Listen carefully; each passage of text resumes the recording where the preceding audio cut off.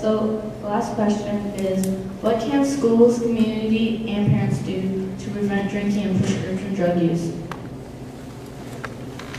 Well, of course, I've mentioned some of that already. One of the things that parents need to do is to realize that, and not use the ridiculous words that, well, my kid wouldn't do that. I remember a very good friend of mine who did not have a type rating on the kids because they were very responsible and they wouldn't do that.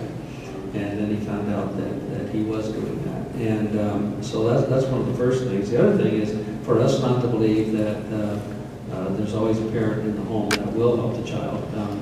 The parent is, even if they have parents, sometimes they're not supportive parents, and they're not good.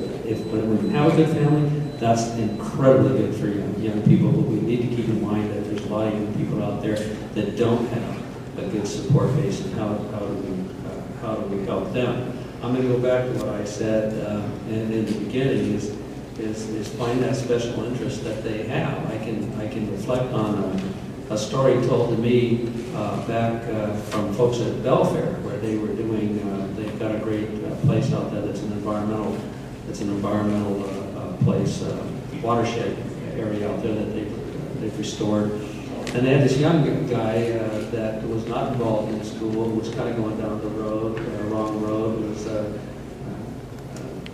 didn't have any direction, and somehow they got him involved in this environmental project, and he just turned around because it gave him this positive thing to grasp onto. And I really believe that that's a key element for young people. So we need to think a lot about, well, how do we do that? How do we connect kids? You know, I try to connect kids with some of my interests out there all the time, teaching them archery or fishing or something like that. They don't have to have a movie theater or a skating rink or something to go out and shoot a bow and arrow. You know, and any kid can do it. You know, you just need to, we need to find those things that kids can be involved in. And sometimes we need to think it up on our own, even though we don't have it necessarily here in the community. What is it that we can get kids involved in, and point them in the right direction, and keep in mind that not every child out there, not every kid out there, not every teenager has a support base at home. So we need to kind of give that a helping hand, that boost to them. Okay, I don't think that my school really cares all that much about what we do after we leave. I don't think they care about like that kids are doing drugs and abusing it. But I think that schools can make more of an approach to get students involved in the school, like with the clubs and sports, and they can actually like look like they care, like actually go up and start talking to you. Like you never see the principal like want to talk. They're always like breaking up fights or something. They're never really there. I think the community can make more things kid friendly. Like everywhere you see, there's like always, you can see people like doing drugs near Walmart, or you know, they can clear that and make kids want to actually go out there and be part of the community. And parents can be supportive and be there for their kids. Not be overprotective and down your throat, but be there and like genuinely care and want to be part of their lives. Getting involved, I think, is a key part. A lot of I see the parents is a lot of it's a one-parent family who works. They work 10 hours a day or whatever. The kids kind of raise themselves, and it all depends on, like Ron said, who they hang around with.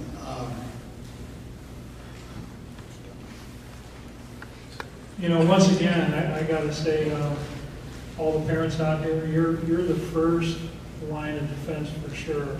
And I can second what Brad down here said about involvement with activities such as archery. I know for me, archery came into a play in my life where it actually saved my life. So I think just to be involved and making sure you know who your kids are surrounding their life with, once again, it's just paramount that we know what they're doing. Pay attention to their behaviors and all the things that go on in the home. Just pay attention, be involved. And I know, you know, that we all don't have good support at home from always both parents being there, but it's very difficult. And I'm not exactly sure how the schools go about, but I think this program tonight speaks highly of kids trying to take care of the kids here. I think in the schools, continual education of what drugs do. I remember there used to be a long time ago, they used to try to get people to stop smoking. They would have these lungs that showed what a smoker's lungs looked like. I remember that when I was growing up, and we would stand in the street corner with the school group and try to get people to stop smoking. And I don't know, maybe we get Dr. Oz over here from Oprah or something to show us what a liver looks like. But seriously, you know, some places where people have been arrested for DUI, they make them go see an autopsy. I'm not saying be that drastic, but you know, if my kid's drinking and I have a chance to show them what a liver looks like from someone who has, you know, died of some liver disease, I'm going to do that. You know, we can tell our kids it's bad for you. I know that's not going to work with my kid. I got to show them results and show them really what it does. So as parents, I think that's what we can do. I'm reading the question again. Parents, I mean, the parents part, be involved. You know, we do what Lieutenant Governor said. We are out there physically doing stuff with our kids, but again, it comes back to the community that there are so many children out there that can't do that. There isn't anybody there, so there does need to be something within the community that children can go to, whether it's a YMCA or some place that they can go, feel safe, get help with homework, be involved in the community and give back. Schools. Schools aren't fun anymore. There's a lot of pressure on our kids.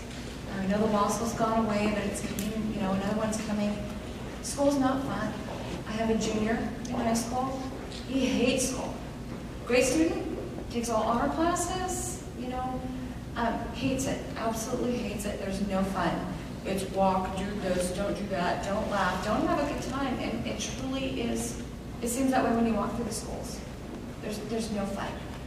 My daughter's in 8th grade, loved grade school, gets to the junior high, and again, the same thing. It's walk the straight and narrow.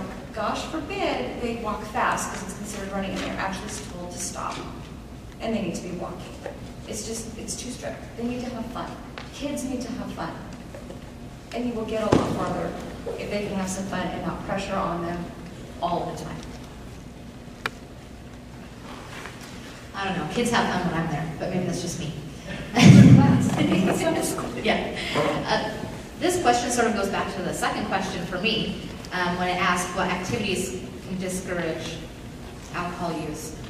It's all about just having, well, I want to put it in prevention terms, you have to reduce the risk factors and increase, you know, we won't use those terms. You just have to have positive things for them to do so that they're not going to, my brain just drew a blank, but positive things so that they don't have to go out and use alcohol. So that they can have something to look forward to, something they're good at, something they can do with family or friends or things like that. When it comes to preventing alcohol, I think things like this, I mean, this is community coming together and talking about what we can do, because it's a huge question, but there's also lots of different things you can do. So I really think we should put it out to everybody else that's here. I don't know if that's next on the agenda, but that's my idea. I want to hear what you guys think we can do to prevent underage drinking and prescription drug use.